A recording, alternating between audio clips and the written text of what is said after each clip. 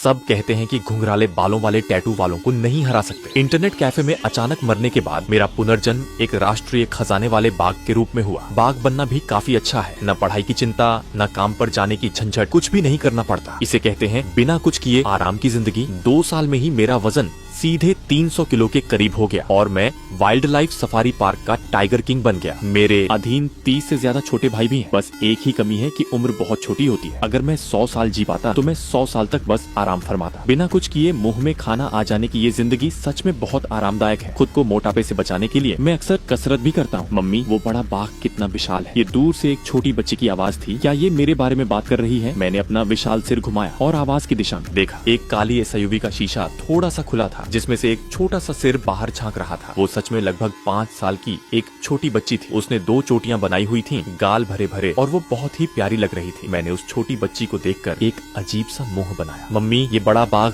कितना प्यारा है, बच्ची ने उत्साह से चिल्लाकर कहा। ये सुनकर मेरे 2 छोटे भाई आगे बढ़े। ऐसा लग रहा था कि उन्हें एसयूवी में काफी दिलचस्पी है। मैंने एक दहाड़ लगाई ताकि वे दोनों शांत रहें और कोई हरकत न करें। एसयूवी और करीब आ गई और आखिरकार मुझसे 20 मीटर की दूरी पर रुक गई। बड़ा बाघ, बड़ा बाघ, बच्ची उत्साह से चिल्ला रही थी। मैं थोड़ा मुस्कुराया, जमीन से उठा और अंगड़ाई ली। यह बाघ बहुत बड़ा है। अब सिर्फ बच्ची ही नहीं, गाड़ी में बैठे बाकी लोग भी मुझे उत्साह से देख रहे थे। एक टूरिस्ट बस वहां आई जिसमें बैठे 20 से अधिक लोग बच्चों की तरह उत्साह से चिल्ला पड़े। इस बड़े बाघ का वजन तो 250 किलो से ज्यादा ही होगा। अरे बाप रे, ये तो बगल वाले शेर से बहुत बड़ा है। तुम्हें क्या लगता है, बाघ ज्यादा ताकतवर होता है या शेर? एक 40 वर्षीय महिला टूरिस्ट ने अचानक यह सवाल पूछ लिया। 20 साल के एक युवक ने तुरंत जवाब दिया, बेशक बाघ ज्यादा ताकतवर है। तुम खुद देखो, यह विशालकाय जानवर बगल वाले शेर को आसानी से धूल चटा सकता है। बकवास, बाघ कभी भी शेर का मुकाबला कैसे कर सकता है? एक युवा महिला ने विरोध करते हुए कहा। युवक ने नाराजगी से तुरंत पलटकर कहा, इस बाघ को देखो, इसके पैर कितने मजबूत हैं और बाघ की हड्डियों की मजबूती और बाइट फोर्स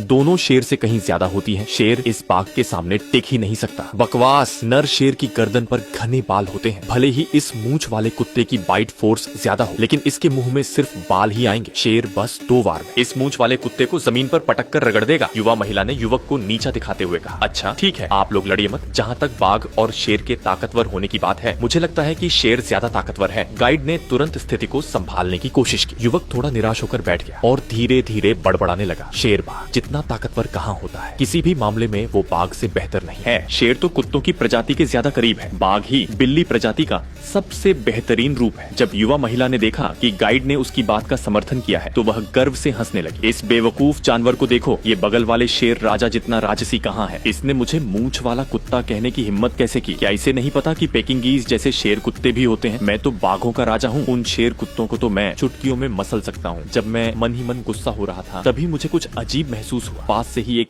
बेहद खौफनाक आवाज यहाँ तक पहुँची। मुझे अचानक एक खौफनाक हत्या के इरादे का एहसास हुआ। क्रूर और बेकाबू ये कौन सा जीव है? कई गाड़ियाँ पागलों की तरह इस तरफ भागने लगी और कुछ गाड़ियाँ तो सीधे पेड़ों से जा टकराई। आखिर हुआ क्या है? टूरिस्ट बस के यात्री उलझन में देख रहे थे। किसी को नहीं पता था कि क्या हो रहा है। बस सबके दिलों में एक भारी दहशत और किसी अनजान जीव का डर बैठ गया था। जल्दी भागो, बगल वाले लायन सफारी का एक नर शेर पागल हो गया है और टाइगर सफारी में घुस आया है। एक सफेद कार वाले ने वहाँ रुकी हुई बाकी गाड़ियों को देखकर जोर से चिल्लाया और तेजी से भाग निकला। नर शेर पागल हो गया है, हम तो गाड़ी में हैं, हमें डरने की क्या जरूरत? और वैसे भी शेर न्यायप्रिय होते हैं, वो इंसानों को नहीं काटते, हमें डरना नहीं चाहिए। वही युवा महिला जिसने मुझे मूंछ वाला कुत्ता कहा था फिर से बोल पड़ी, सुनो, तुम तो कह रहे थे ना कि शेर इस मूंछ वाले कुत्ते का मुकाबला नहीं कर सकता। अब शेर खुद टाइगर सफारी में आ गया है। अब अपनी दोनों आंखों से ठीक से देखना कि शेर कैसे इस मूंछ वाले कुत्ते को पीटता है। उस महिला ने फिर से उसी युवक को ताना मारा जिसने बाघ की तारीफ की थी। युवक एकदम निशब्द हो गया, हालांकि वह भी हैरान था कि शेर टाइगर सफारी में कैसे आ गया। एक भयानक दहाड़ के साथ एक बेहद खौफनाक नर शेर वहाँ प्रकट हुआ। वह आम शेरों की तुलना में बहुत बड़ा था। इस शेर के बाल भी सामान्य नहीं थे, वे सुनहरे और बहुत लंबे थे। मैंने इस नर शेर की आंखों में हत्या का इरादा देखा, एक खौफनाक हत्या का इरादा। उसकी ठंडी आंखें किसी को भी कंपा देने के लिए काफी थी। और तो और इस नर शेर का वजन भी मेरे वजन से कम नहीं था, वो भी कम से कम 300 किलो का तो रहा होगा। इस नर शेर को मैं जानता था, ये बगल वाले लायन सफारी का शेर राजा था। इसका एक बहुत ही प्यारा सा नाम था, कारा। इस नर शेर कारा के बालों में भी बदलाव आ गया था। ऐसा लग रहा था जैसे यह विकसित हो गया हो। कुछ तो गड़बड़ थी और वो भी बहुत बड़ी गड़बड़। वाह, कितना शानदार शेर है ये शेर राजा। तो इस मूंछ वाले कुत्ते को पक्का बुरी तरह पीटेगा। युवा लड़की खुद को रोक नहीं पाई और उसने अपना फोन निकाल लिया। वह लगातार उस नर शेर की तस्वीरें खींचने लगी। युवक ने भी नर शेर को देखा। उसने शेर की उन ठंडी आंखों को देख लिया था। तस्वीरें मत खींचो। युवक ने तुरंत लड़की को रोका। तुम क्या कर रहे हो? मेरी तस्वीरें खींचने से तुम्हें क्या मतलब? तुम जाकर अपने मूंछ वाले कुत्ते की तस्वीरें खींचो। मैं तो अपने रक्षक देवता सुनहरे शेर राजा की तस्वीरें खींचूंगी। लड़की ने युवक को डांटते हुए कहा और शेर की तस्वीरें खींचना जारी रखा। युवक मन ही मन घबरा रहा था। वह बस यही उम्मीद कर रहा था कि यह खौफनाक शेर हमारी टूरिस्ट बस की तरफ न आ जाए। सब लोग आकर तस्वीरें खींचो। ये शेर राजा कितना दबंग लग रहा है। थोड़ी देर में यह पक्का उन मूंछ वाले कुत्तों को बुरी तरह पीटेगा। अगर मैं इसका वीडियो बना लूं तो इसे जरूर बहुत लोग देखेंगे। लड़की ने उत्साह से कहा। मैं अपनी जगह से नहीं हिला। बस शेर राजा कारा के हमले का इंतजार कर रहा था। मुझे भी पता था कि शेर राजा कारा की नजरें मुझ पर ही टिकी हैं। हालांकि जब मैं उसके हमले का इंतजार कर रहा था, शेर राजा कारा अचानक भड़क गया। उसने मुझ पर हमला करने का इरादा छोड़ दिया और सीधे टूरिस्ट बस की तरफ झपट पड़ा। शेर राजा कारा कुछ ही सेकंड में टूरिस्ट बस के पास पहुंच गया। उसने अपना एक पंजा मारा और पल भर में ही बस का शीशा चकनाचूर कर दिया। यहाँ तक कि सुरक्षा ग्रिल भी उसके वार से पिचक गई। बचाओ, कोई यहाँ आओ। जो लड़की तस्वीरें खींच रही थी वह शेर राजा कारा के हमले से डरकर रोने लगी। वह अपनी सीट पर गिर पड़ी और जोर जोर से चिल्लाने लगी। बाकी लोग भी शेर की इस हरकत से बुरी तरह सहम गए थे। ये बहुत खौफनाक था कि उसने सुरक्षा ग्रिल को भी पिचका दिया था। शुक्र है कि ग्रिल टूटी नहीं, वरना ये बहुत खतरनाक हो सकता था। जल्दी भागो, किसी और के पास जाओ। लड़की ने कांपते हुए बगल में खड़ी काली एसयूवी की तरफ इशारा किया। शेर राजा कारा की आंखें ठंडी थी और उनमें क्रूरता भरी हुई थी। उसने टूरिस्ट बस को छोड़ दिया और पास खड़ी एसयूवी की तरफ देखने लगा। युवक ने बेबसी से आह भरी, यह तो मुसीबत को दूसरों की तरफ मोड़ने वाली बात थी। उस काली एसयूवी में बैठे लोगों की जान जाने की पूरी संभावना थी, लेकिन उसके पास कोई और चारा नहीं था। वह शेर को वापस अपनी तरफ तो आकर्षित नहीं कर सकता था। एसयूवी में 5 लोग थे। जल्दी चलो, वो शेर इधर ही आ रहा है। छोटी बच्ची की माँ ने जोर देते हुए कहा। बच्ची के पिता घबराहट के मारे रोने वाले हो गए थे और कांपते हाथों से एसयूवी को स्टार्ट करने की कोशिश कर रहे थे, लेकिन बार बार इंजन के बंद होने से वह लगभग निराश हो चुके थे। टूरिस्ट बस में तो फिर भी सुरक्षा ग्रिल थी, लेकिन उनकी प्राइवेट गाड़ी में ऐसा कुछ नहीं था। उस शेर की ताकत को देखते हुए वह एक ही पंजे में कार के दरवाजे को झपटा कर सकता था। शेर राजा कारा काली एसयूवी की तरफ दौड़ा और उसने बाईं तरफ के पिछले दरवाजे पर एक जोरदार पंजा मारा। एक तेज धमाका हुआ, कार का शीशा टूट गया और दरवाजा पिचक गया। उसके बाद शेर राजा कारा ने अपने तेज पंजों को फंसाया और कार के दरवाजे को जबरदस्ती उखाड़कर बाहर फेंक दिया। मैंने देखा कि कार की पिछली सीट पर 3 लोग बैठे थे, 2 बच्चे और एक लगभग 30 साल की महिला। मैंने गुस्से से एक जोर की दहाड़ लगाई और शेर राजा कारा की तरफ दौड़ पड़ा। चाहे कुछ भी हो जाए, मुझे उन लोगों को बचाना ही था। भले ही शेर राजा कारा बहुत बुद्धिमान था, लेकिन वह बेहद क्रूर भी था और उसे अच्छे बुरे की पहचान नहीं थी। मेरी रफ्तार बहुत तेज थी। इसे बिजली की गति कहा जा सकता था। जैसे हवा बाघ के साथ चलती है और बादल ड्रैगन के साथ, मेरे शरीर से एक अजेय आभा निकली और शेर राजा कारा पर जा पड़ी। शेर राजा कारा बस एक शानदार दावत उड़ाने ही वाला था कि तभी उसने पीछे से दहाड़ सुनी। वह गुस्से से भर गया। शेर राजा कारा पलटा और मेरी तरफ दौड़ पड़ा। शेर राजा और बाघ राजा आपस में टकराने ही वाले थे। जल्दी तस्वीरें खींचो, नर शेर मूंछ वाले कुत्ते को पीट रहा है। वह लड़की फिर से उत्साहित हो गई और अपना फोन निकालकर वीडियो बनाने लगी। सबकी उत्साहित नजरों के बीच मैं और वह नर शेर आपस में टकरा गए। 2 विशालकाय जानवर टकराए और फिर जमीन पर लुढ़क गए। बिना एक पल रुके हमने एक दूसरे पर फिर से खतरनाक हमला कर दिया। मैंने सीधे पागल कारा की एक आंख फोड़ दी और मेरी गर्दन पर भी कारा के पंजों की खरोंच आ गई। शुक्र है कि उसने मुझे काटा नहीं। मेरे पास यह सोचने का समय नहीं था कि शेर राजा कारा के पंजे ऐसे क्यों थे। उस वक्त मेरे मन में सिर्फ सामने वाले को जान से मारने की धुन सवार थी। दुश्मन की ताकत बहुत ज्यादा थी, बिल्कुल मेरे ही बराबर। अगर मेरा ध्यान थोड़ा सा भी भटकता तो इस शेर राजा के विशाल जबड़ों के नीचे मेरी मौत पक्की थी। शाबाश बड़े बाघ। एसयूवी से जिसका एक दरवाजा टूट चुका था, उस छोटी बच्ची ने मेरी तरफ देखकर जोर से चिल्लाया। मुझे भी अपना पूरा जोर लगाना था। मैं इस शेर कुत्ते से हार नहीं मान सकता था। मुझे 3 राउंड के अंदर ही यह लड़ाई खत्म करके शेर राजा कारा को मारना था। मुझे एहसास हो रहा था कि शेर राजा कारा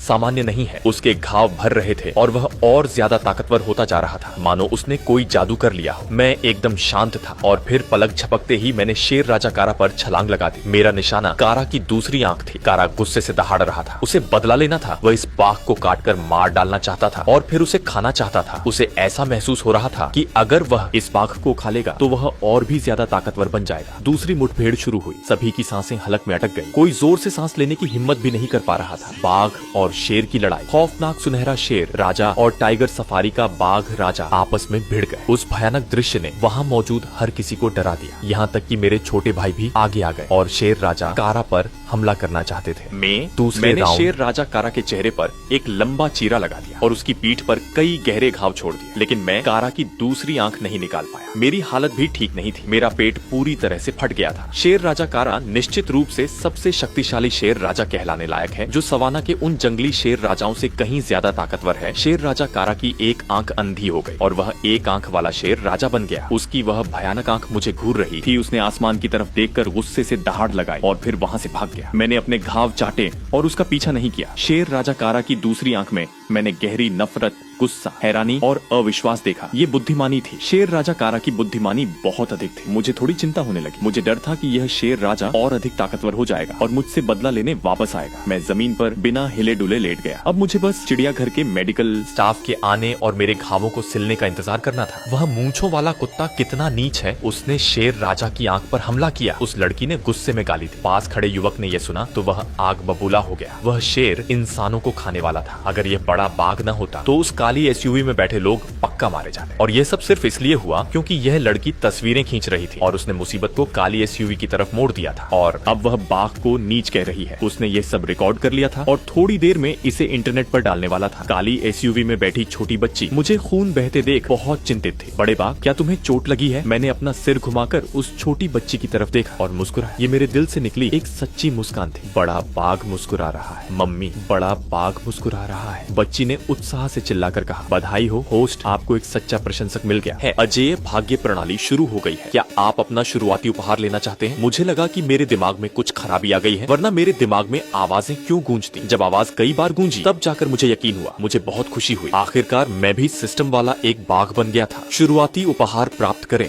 बधाई हो होस्ट, शुरुआती उपहार प्राप्त कर लिया गया है। इना सफेद बाघ के खून की एक बूंद। इसे स्टोर कर लिया गया है। आप इसे कभी भी प्राप्त कर सकते हैं। प्राप्त करो, मैंने बेताबी से कहा। मुझे नहीं पता था कि यह सफेद बाघ का खून उसी पौराणिक सफेद बाघ का है जिसके बारे में मैं जानता था। मेरे सफेद बाघ का खून प्राप्त करने के अगले ही पल मेरे दिल के पास खून की एक बूंद प्रकट हुई। उससे निकलने वाली ऊर्जा इतनी शक्तिशाली थी कि मेरा मन उसके सामने झुकने को कर रहा था। मुझे लगा कि अगर सफेद बाघ के खून की यह बूंद बाहर आ जाए तो यह पूरी दुनिया को नष्ट कर सकती है। ये सच में एक सिस्टम था। शुरुआती उपहार इतनी भयानक चीज थी। पता चला है कि होस्ट की ताकत बहुत कम है और वह सफेद बाघ के खून को पचा नहीं सकता, इसलिए सफेद बाघ के खून को वापस स्टोर किया जा रहा है। होस्ट के शक्तिशाली होने पर इसे प्राप्त किया जा सकता है। सफेद बाघ का खून मेरे दिल से गायब हो गया। मैंने भी राहत की सांस ली, लेकिन जल्द ही मुझे एहसास हुआ कि मेरा शुरुआती उपहार चला गया है। लानत है सिस्टम, तुमने मुझे ऐसी चीज दी है जिसका मैं इस्तेमाल ही नहीं कर सकता। जल्दी से मुझे कुछ ऐसा दो जो मेरे काम आ सके। कृपया होस्ट जल्द से जल्द लकी ड्रा के लिए भाग्य प्राप्त करें। वर्तमान में होस्ट के पास एक black iron treasure chest lucky draw का मौका है। भाग्य क्या है? भाग्य कैसे प्राप्त करें? मैं थोड़ा भ्रमित था। उदाहरण के लिए, यदि होस्ट को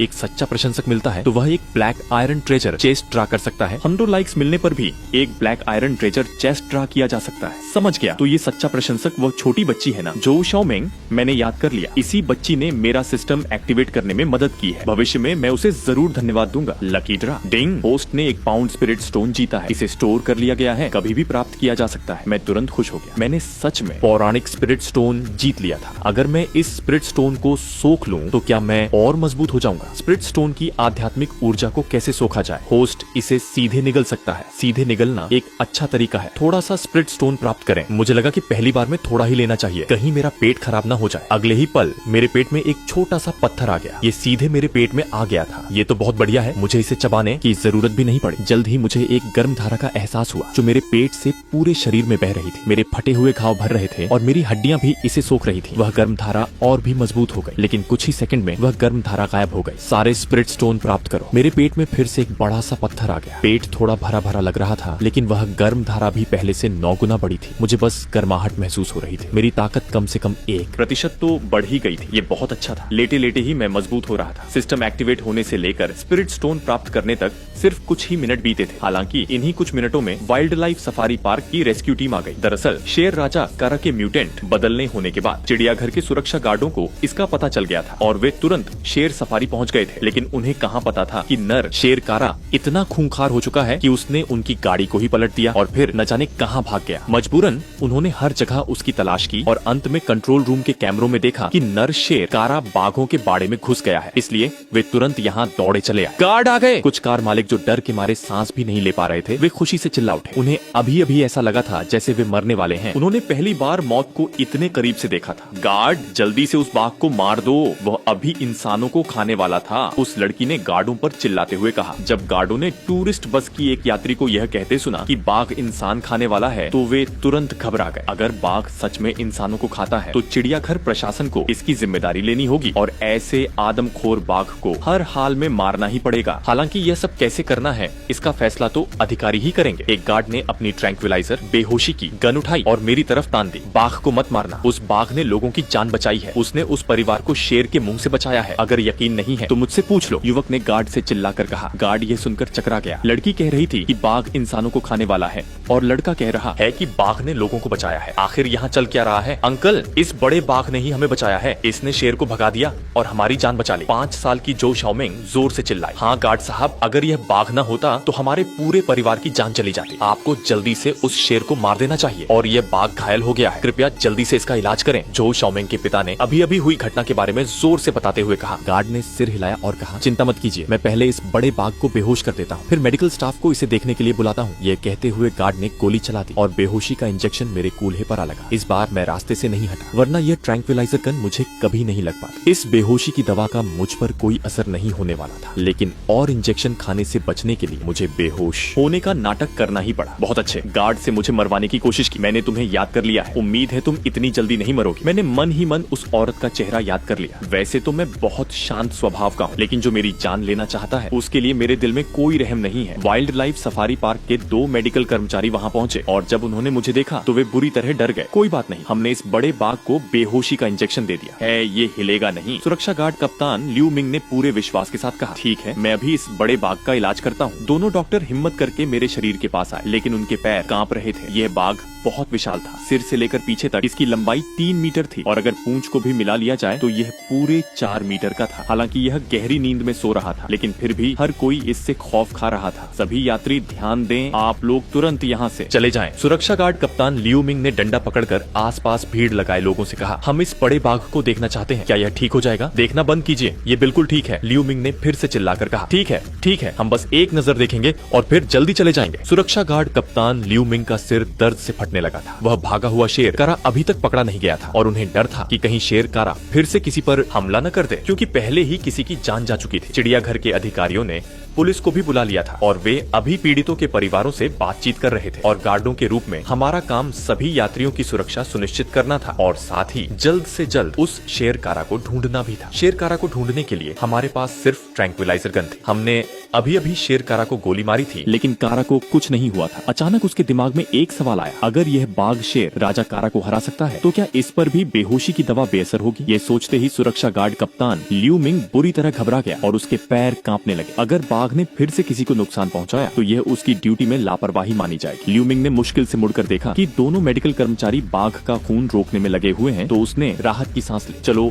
अच्छा है कि बेहोशी की दवा ने काम किया। लेकिन तभी अचानक उसने देखा कि बाघ की पलकें फड़क रही हैं, जैसे वह दर्द बर्दाश्त नहीं कर पा रहा हो। ऐसा नहीं हो सकता, ये बाघ जागा हुआ है। क्या यह बेहोश होने का नाटक कर रहा है? सुरक्षा गार्ड कप्तान लियू मिंग डर के मारे जोर से सांस लेने की हिम्मत भी नहीं कर पा रहा था। कप्तान क्या हुआ? लियू मिंग के बगल में खड़े एक युवा गार्ड ने कप्तान को कांपते हुए देखकर घबराहट में पूछा। लियू मिंग ने मुश्किल से अपनी जेब से एक सिगरेट निकाली और उसे जलाने की कोशिश की, लेकिन उसके हाथ इतने कांप रहे थे कि लाइटर ही नहीं जल रहा था। युवा गार्ड ने तुरंत कप्तान की सिगरेट जलाई। उसे लगा कि कप्तान शायद अभी अभी हुई मौत की वजह से इतने चिंतित हैं। सच कहूं तो उसने इतना खूंखार और भयानक शेर पहले कभी नहीं देखा था, जिसने सीधे एक छोटी कार को पलट दिया था। ये बहुत डरावना था, लेकिन फिर भी इतने भयानक शेर को इस बड़े बाघ ने हरा दिया, यहाँ तक कि उसकी एक आंख भी फोड़ दी। ये बाघ भी बहुत ताकतवर है। ली, यह बाघ जगा हुआ है। लियू मिंग ने सिगरेट का एक गहरा कश लेते हुए धीमी आवाज में कहा। तभी एक पां की आवाज आई। युवा गार्ड के हाथ से लाइटर जमीन पर गिर गया। वह अच्छी तरह समझता था कि कप्तान का क्या मतलब है और यह भी जानता था कि अगर यह बाघ पागल हो गया तो इसके क्या परिणाम होंगे। वे दोनों मेडिकल कर्मचारी पक्का मारे जाएंगे। कप्तान, आपको कैसे पता कि बाघ जगा हुआ है? युवा गार्ड शाओली ने कांपती हुई आवाज में पूछा। बाघ की पलकें लगातार फड़क रही हैं। लियू मिंग ने उसे दिलासा दिया और साथ ही खुद को भी दिलासा दे रहा था। बड़ा बाघ, बड़ा बाघ। जब लियू मिंग खौफ में इंतजार कर रहा था, तभी एक टूटे दरवाजे वाली कार से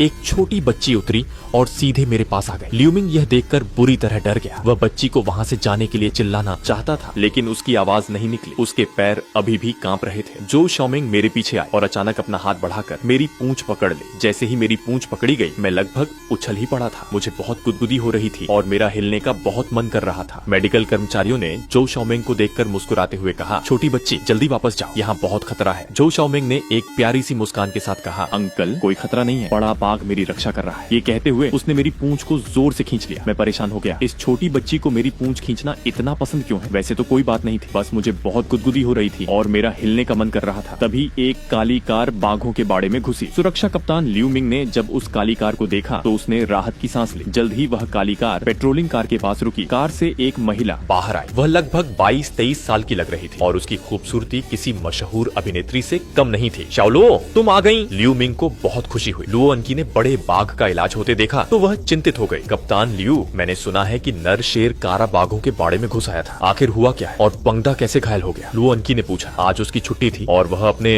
दोस्तों के साथ थी। तभी उसे अधिकारियों का फोन आया कि बाघों के बाड़े में कुछ दुर्घटना हुई है और उसका पाला हुआ पांगडा बुरी तरह घायल हो गया। मेरे घायल होने की खबर सुनते ही वह बुरी तरह घबरा गई थी। उसने मुझे बचपन से पाला था, पूरे 2 साल तक। उसने देखा कि मैं सच में सोने का नाटक कर रहा हूँ। फिर उसने देखा कि 2 डॉक्टर मेरे घावों को सिल रहे हैं और एक छोटी बच्ची मेरी पूंछ खींच रही है। यह देखकर उसके चेहरे के भाव बदल गए। उसे सच में उन दोनों डॉक्टरों और उस छोटी बच्ची के लिए डर लग रहा था, लेकिन अब वह आ गई थी तो सब ठीक हो जाएगा। लुओ अनकी मेरे पीछे आई और उसने बच्ची को गोद में उठा लिया। उसने मुस्कुराते हुए कहा, छोटी बहन, ऐसे ही किसी बाघ की पूंछ नहीं खींचते, ये बहुत खतरनाक होता है। जो शाओमिंग ने मेरी पूंछ छोड़ दी और मुंह बनाते हुए बोली, दीदी ये बिल्कुल भी खतरनाक नहीं है। बड़े बाघ को शाओमिंग के साथ खेलना बहुत पसंद है। लुओ अनकी निशब्द रह गए। क्या आजकल के बच्चे इतने निडर होते हैं? तुम्हारा नाम शाओमिंग है ना? दीदी आज तुम्हें बता रही है कि तुमने अब भी जो किया वह बहुत खतरनाक था। लुओ अनकी बच्ची को गोद में लिए मेरे सामने आई और बोली, पंगडा सोने का नाटक बंद करो, जल्दी उठो। अपनी केयरटेकर को वहाँ देखकर मुझे अपनी बड़ी बड़ी आंखें खोलनी पड़ी और साथ ही मैंने अपना विशाल सिर लुओ अनकी से रगड़ा। मेरे उठने से दोनों डॉक्टर इतने डर गए कि उनकी हालत खराब हो गई।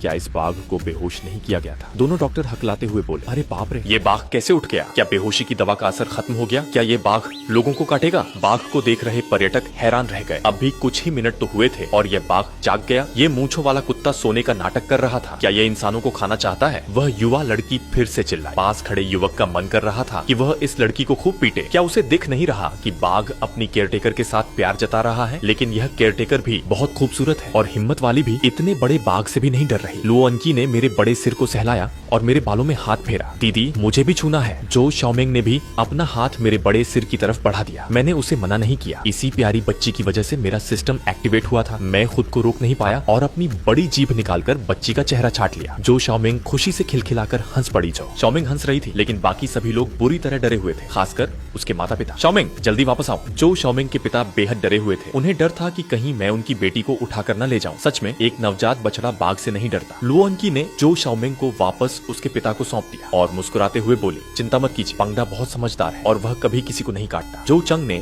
सहमति में सिर हिलाते हुए कहा, हाँ, वह बाघ सच में बहुत समझदार है। अगर अभी वो न होता तो हमारे पूरे परिवार को वह शेर खा जाता। थोड़ी बातचीत के बाद जो चांग अपनी बेटी जो शाओमिंग को लेकर रेस्क्यू गाड़ी में बैठकर वहाँ से चला गया। लुओ अनकी मेरे पास वापस आ गई और उसने जोर से मेरी गर्दन सहलाते हुए कहा, पंगडा मैं अभी जाकर तुम्हारे लिए बीफ लाती हूँ, तुम यहीं रुको। ये सुनते ही मैं उत्साह से भर गया। मेरे इतने बड़े होने का कारण यही है कि लुओ अनकी अक्सर मुझे छुपकर एक्स्ट्रा खाना देती है और बीफ खिलाती है। मेरी भूख बहुत तेज है। मैं एक बार में 15 किलो बीफ खा सकता हूँ। यह बीफ चिड़ियाघर की तरफ से नहीं मिलता, बल्कि लुओ अनकी इसे अपने पैसों से खरीदती है। लुओ अनकी शायद किसी बहुत बड़े और अमीर परिवार से ताल्लुक रखती है। वह एक अमीर जदी है, लेकिन फिर भी यहाँ केयर टेकर का काम कर रही है। पता नहीं उसके दिमाग में क्या चलता है। लुओ अनकी ने गार्ड को मेरा ध्यान रखने की हिदायत दी और फिर गाड़ी चलाकर वहाँ से चली गई। वह बीफ खरीदने जा रही थी, क्योंकि सिर्फ मैं ही नहीं बल्कि बाड़े के बाकी बाघों को भी बीफ खाना होता है। उफ, मेरा पर्स फिर से खाली होने वाला है, लुओ अनकी ने आह भरते हुए कहा। हालांकि उसके पिता उसे हर महीने 1 लाख युआन पॉकेट मनी देते हैं, लेकिन वह भी कम पड़ जाता है। हर दिन वह बीफ पर ही 3000 युआन खर्च कर देती है और यह तब है जब वह बहुत कंजूसी से खर्च करती है। अगर वह खुलकर खरीदे तो पता नहीं क्या हो। दूसरी तरफ एक मीटिंग रूम में 2 कतारों में बैठे अधिकारी बड़ी स्क्रीन की तरफ गंभीर चेहरों से देख रहे थे। स्क्रीन पर कई वीडियो चल रहे थे। उनमें से एक वीडियो में एक बाघ और एक शेर एक दूसरे से पागलों की तरह लड़ रहे थे। मुख्य सीट पर बैठे एक चौकोर चेहरे वाले अधेड़ उम्र के व्यक्ति ने स्क्रीन पर चल रहे वीडियो को देखकर अचानक कहा, शौजन तुम्हें क्या लगता है इस शेर राजा कारा के साथ क्या किया जाना चाहिए? युवा सैनिक ने दृढ़ता से जवाब दिया, यह शेर राजा कारा शायद जागृत हो गया है और एक म्यूटेंट जानवर इवॉल्व्ड बीस्ट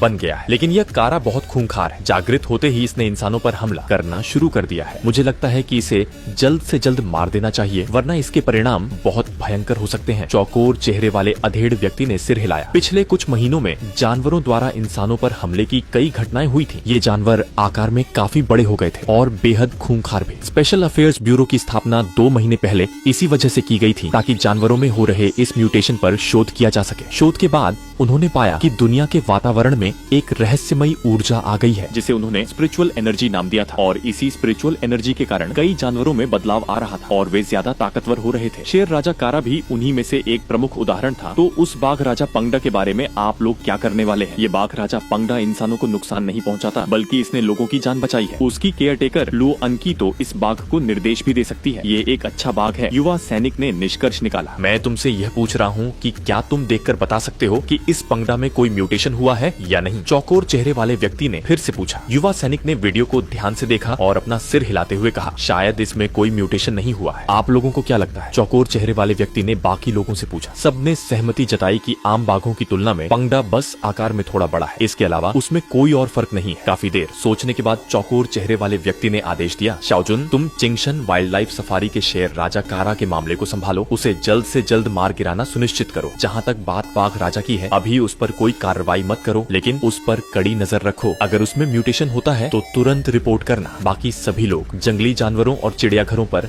कड़ी नजर रखें। अगर कोई जानवर इंसानों पर हमला करता है तो उसे तुरंत गोली मार दें। सभी के जाने के बाद उस व्यक्ति ने कुछ और वीडियो चलाए। एक वीडियो में एक 20 मीटर से ज्यादा लंबा विशालकाय अजगर एक बड़ी भैंस को अपनी लपेट में लेकर मार रहा था और फिर उसे निगलकर नदी में गायब हो गया। एक अन्य वीडियो में पहाड़ों पर एक लगभग 3 मीटर लंबा चांदी के रंग का भेड़िया तेजी से दौड़ रहा था और उसने अपना पीछा कर रहे हेलीकॉप्टर को पीछे छोड़ दिया था। उफ, ये गोलियों से भी बच सकता है। पता नहीं ये भेड़िया और कितने लोगों की जान लेगा। कोई नहीं जानता कि उन पर कितना भारी दबाव था। अभी 3 महीने भी नहीं हुए थे और इतने खौफनाक जीव पैदा हो गए थे। आगे चलकर निश्चित रूप से और भी भयानक जीव सामने आएंगे। लगता है लुओ परिवार की उस लड़की से संपर्क करना जरूरी हो गया है। उसका पाला हुआ बाघ जागृत होने से पहले ही एक इवॉल्व्ड जानवर को हरा सकता है। इसमें बहुत क्षमता है। इसी बीच चिंगशान वाइल्ड लाइफ सफारी पार्क में लुओ अंकी एक पिकअप ट्रक चलाते हुए बाघों के बाड़े में दाखिल हुई। उसे देखते ही मैं तुरंत छलांग लगाकर उसकी तरफ दौड़ पड़ा। मेरा पसंदीदा बीफ आ गया था। लुओ अंकी जल्दी से गाड़ी से उतरी और मुझे रोकते हुए बोली, पंगडा सब्र करो। वहाँ मौजूद कुछ लोगों ने यह देखा तो बोलने लगे, वाह, ये केयर टेकर लड़की कितनी हिम्मत वाली है। इसने एक भूखे बाघ को सीधे रोक दिया। यही वह बाघ है जिसे शेर राजा कारा ने घायल कर दिया था। शेर राजा कारा अब एक मशहूर शेर बन गया है और उसने इंटरनेट पर तहलका मचा रखा है, क्योंकि उसने पहले एक कार पलट दी, फिर बाघों के बाड़े में घुसकर 30 से ज्यादा बाघों को डरा दिया और सफारी के बाघ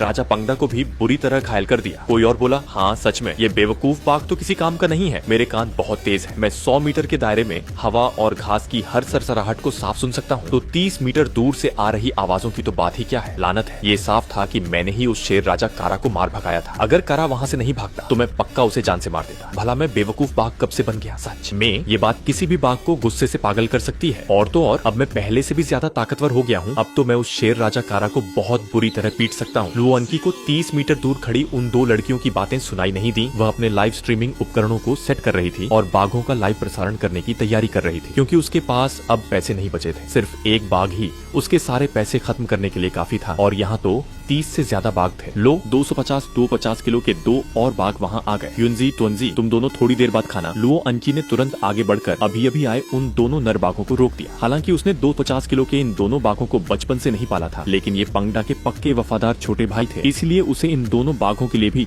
थोड़ा ज्यादा बीफ खरीदना पड़ता था। इस समय मुझे बहुत जोरों की भूख लगी थी, लेकिन अपनी इस मालकिन को नाराज करने से बचने के लिए मुझे धैर्य से इंतजार करना पड़ा। साथ ही मैंने अपने दोनों छोटे भाइयों को भी दहाड़ कर शांत रहने और इंतजार करने को कहा। वाह, केयरटेकर लड़की सच में बहुत कमाल की है। ये एक वाइल्ड लाइफ सफारी पार्क है और यहाँ के बाघ भी आधे जंगली ही होते हैं, फिर भी ये केयरटेकर लड़की उनसे बिल्कुल नहीं डर रही। ये केयरटेकर लड़की क्या कर रही है? लाइव स्ट्रीमिंग कर रही है क्या? हाँ, ऐसा ही लग रहा है। जब से लोगों ने सुना था कि चिंगशन वाइल्ड लाइफ सफारी पार्क में एक शेर ने इंसान को मार दिया है, तब से कुछ निडर लोग तुरंत शेर और बाघों को देखने के लिए वहाँ आ गए थे। ये बहुत अजीब है। पहले अगर कोई बाघ इंसान को मार देता था तो चिड़ियाघर को तुरंत बंद कर दिया जाता था। इस बार इसे बंद क्यों नहीं किया गया पता नहीं, लेकिन मैंने सुना है कि सिर्फ चिंगशन वाइल्ड वाइल्ड लाइफ सफारी में ही शेर ने इंसान को नहीं मारा है, बल्कि दूसरे चिड़ियाघरों में भी जानवरों द्वारा लोगों को घायल करने की घटनाएं सामने आई। ऐसा नहीं हो सकता। क्या सच में? लुआंग तीनों विशाल बाघों के सामने खड़ी हो गई और उन्हें पिकअप ट्रक के पीछे रखे बीफ को खाने से रोक दिया। इस बार उसने पूरे 10,000 युआन खर्च करके लगभग 100 किलो बीफ खरीदा था। उसकी सारी जमा पूंजी पूरी तरह से खत्म हो चुकी थी। लाइव स्ट्रीमिंग उपकरण सेट करने के बाद लुओ आनकी ने मेरी गर्दन की खाल पकड़कर कहा, पंगडा, इस बार मैंने 100 किलो बीफ का इंतजाम किया है। तुम अपने कुछ और दोस्तों को भी खाने के लिए बुला सकते हो। लुओ आनकी को लगा कि शायद मैं उसकी बात नहीं समझ पाऊंगा, इसलिए उसने हाथों से इशारा करके भी समझाया। गाड़ी में रखे बीफ को देखकर मेरे मुंह में पानी आ गया। मुझे तो ऐसा लग रहा था कि मैं इस वक्त एक पूरा हाथी खा सकता हूँ, लेकिन अपने भाइयों के लिए मुझे लगा कि थोड़ा कम ही खाना चाहिए। मैंने एक जोरदार दहाड़ लगाई। कुछ ही देर में जंगल से कई कदमों की भारी आवाजें आने लगी। धम धम धम। वे सब आ गए। 29 बाघ और मैं, त्वंसी और युएंजी, कुल मिलाकर 32 विशाल बाघ वहाँ इकट्ठे हो गए। जाहिर है इतने सारे बाघों को देखकर लुओ अनकी भी थोड़ी डर गई थी, लेकिन मुझे अपने पास देखकर उसे काफी तसल्ली मिली। 32 विशाल बाघों के लिए 100 किलो बीफ शायद थोड़ा कम था, लेकिन बेचारी के पास इतने ही तो पैसे बचे थे। वाह, इतने सारे बाघ! पास खड़ी गाड़ियों में बैठे कई पर्यटक एक साथ इतने सारे बाघों को देखकर बहुत उत्साहित हो गए। लेकिन जो बात उन्हें सबसे ज्यादा हैरान कर रही थी वह यह थी कि कोई भी बाघ पिकअप ट्रक पर रखे बीफ पर झपटा नहीं, बल्कि वे सब शांति से अपनी बारी का इंतजार कर रहे थे। लुओ आनकी ने थोड़ी घबराहट के साथ अपना लाइव स्ट्रीम चालू किया। ये पहली बार था जब वह लाइव स्ट्रीमिंग कर रही थी। इससे पहले वह सिर्फ वीडियो ही बनाती थी। जैसे ही उसने लाइव शुरू किया, उसके कई पुराने फॉलोअर्स नोटिफिकेशन देखकर लाइव स्ट्रीम में जुड़ गए। वाह, ये क्या है? बाघ, सच में बाघ है। परी, एनकी, तुम इस वक्त कहाँ हो? पार्ट 2 देखने के लिए अभी कमेंट करें और चैनल को सब्सक्राइब करना न भूलें। अगर आपको ये कहानी पसंद आई है तो वीडियो को लाइक करें और अपने दोस्तों के साथ भी शेयर करें। पार्ट 2 बहुत जल्द आने वाला है।